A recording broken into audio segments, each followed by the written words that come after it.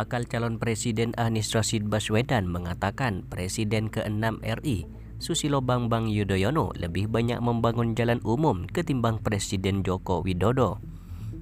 Hal tersebut disampaikan Anies saat pidato dalam acara Milad ke-21 PKS di Istora Senayan, Jakarta pada Sabtu 20 Mei 2023. Anies Baswedan awalnya menyinggung pembangunan jalan tol era Jokowi ini. Menurut Anies, pemerintah Jokowi berhasil membangun jalan tol sepanjang 1.600 km dan juga membangun jalan umum atau tak berbayar sepanjang 19.000 km. Bandingkan dengan zaman Pak SBY, jalan yang tak berbayar adalah 144.000 km atau 7,5 kali lipat. Bila dibandingkan jalan nasional pemerintah ini 590 km, 10 tahun sebelumnya 11.000 km, 20 kali lipat. Kita belum bicara mutu, standar itu baru panjang, kata Anies. Anies mengakui kedua jalan itu sama-sama dibutuhkan, namun yang perlu menjadi perhatian utama adalah keberpihakan. Menurutnya, pemerintah harus membangun infrastruktur yang bisa dirasakan semua masyarakat.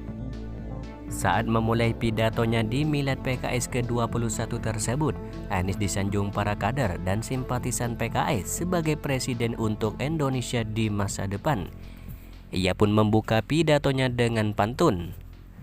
Dalam pidato kebangsaannya itu, Anies menyinggung perihal dua tipe pemerintahan, yakni pemerintah dengan institusi politik dan ekonomi ekstraktif, dan pemerintahan institusi politik dan ekonomi inklusif.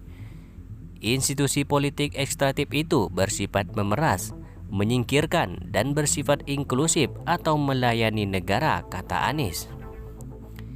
Anies menyinggung bahwa institusi politik dan ekonomi ekstraktif biasanya untuk kepentingan sekelompok, di mana pemerintahan tersebut mengkonsolidasikan kekuatan kewenangan pada suatu pemimpin, pada satu grup, pada satu kelompok kekuasaan yang tidak disebar dan tidak dibagikan semua negara. Tak hanya itu, institusi politik ekstraktif ini, kata Anies, memberikan batasan dalam partisipasi publik, mengendali dengan manfaat kekuatan politik yang dimiliki, ujar Anies.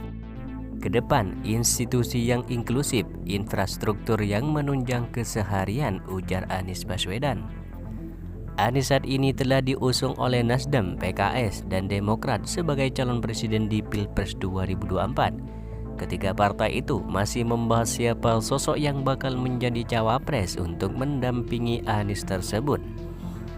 Sebelumnya diketahui, Anies Baswedan menyampaikan pidato tentang ekonomi ekstraktif, institusi politik, dan ekonomi inklusif di hadapan simpatisan dan kader PKS.